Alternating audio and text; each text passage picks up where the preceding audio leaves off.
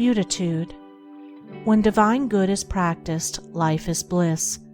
Bliss is the normal condition of the good man. Those outer assaults, harassments, and persecutions, which bring about such suffering to others, only serve to heighten his happiness, for they cause the deep fountain of good within him to well up to greater abundance. To have transcended virtue is to enjoy transcendent happiness. The beatific blessedness, which Jesus holds out, is promised to those having the heavenly virtues, to the merciful, the pure in heart, the peacemakers, and so on.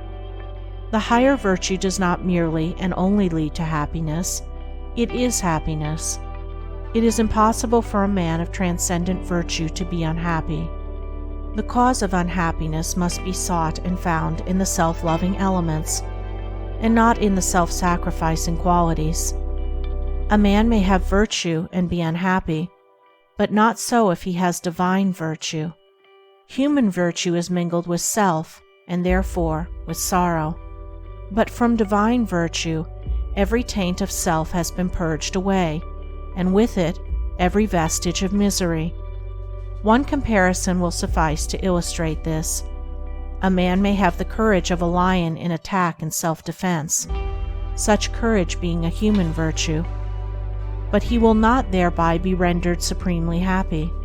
However, he whose courage is that of the divine kind, which enables him to transcend both attack and defense, and to remain mild, serene, and lovable under attack, such a man will thereby be rendered supremely happy. Moreover, his assailant will be rendered more happy, in that a more powerful good will overcome and cast out the fierce and unhappy evil of the other. The acquisition of human virtue is a great step towards truth, but the divine way transcends it. Truth lies upward and beyond. Doing good in order to gain a personal heaven or personal immortality is human virtue, but it is not unmixed with self, and not emancipated from sorrow. In the transcendent virtues all is good, and good is all, and there is no personal or ulterior aim. Human virtue is imperfect, it is mixed with the baser, selfish elements, and needs to be transmuted.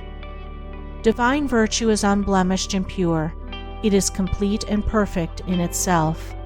And what are the transcendent virtues that embody all happiness and joy?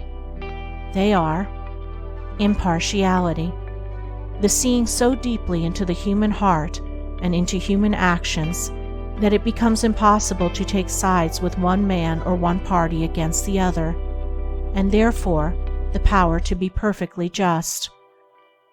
Unlimited kindness towards all men, women, and all creatures, whether enemies or friends. Perfect patience, at all times, in all circumstances, and under the severest trials. Profound humility, the total surrender of self, the judging of one's own actions as though they were the actions of another. Stainless purity of mind and deed, freedom from all evil thoughts and impure imaginings. Unbroken calmness of mind, even in the midst of outward strife, or surrounded by the turmoil of many hardships and difficulties. Abiding goodness, of heart, impervious to evil, returning good for evil. Compassion, deep pity for all creatures and beings in their sufferings, shielding the weak and helpless, and protecting, out of pity, even one's enemies from injury and slander. Abounding love, towards all living things, rejoicing with the happy and successful, and sympathizing with the sorrowing and defeated. Perfect peace, toward all things, being at peace with all the world, a profound reconciliation to the divine order of the universe. Such are the virtues that transcend both vice and virtue. They include all that virtue embodies, while going beyond it into divine truth. They are the fruits of innumerable efforts to achieve the glorious gifts of him that overcomes. They constitute the 10-jeweled crown prepared for the calm brow of him who has conquered himself. With these majestic virtues is the mind of the sage adorned. By them he is eternally shielded from sin and sorrow, from harm and hurt, from trouble and turmoil. In them he abides in happiness, a blessedness, a bliss, so pure and tranquil, so deep and high, so far transcending all the fleeting excitements of self as to be unknown and incomprehensible to the self-seeking consciousness. The sage has conquered passion and has come to lasting peace. As the mighty mountain remains unmoved by the turbulent ocean that beats at its base, so the mind of the sage, towering in lofty virtue, remains unshaken by the tempests of passion which beat unceasingly upon the shores of life. Good and wise, he is evermore happy and serene.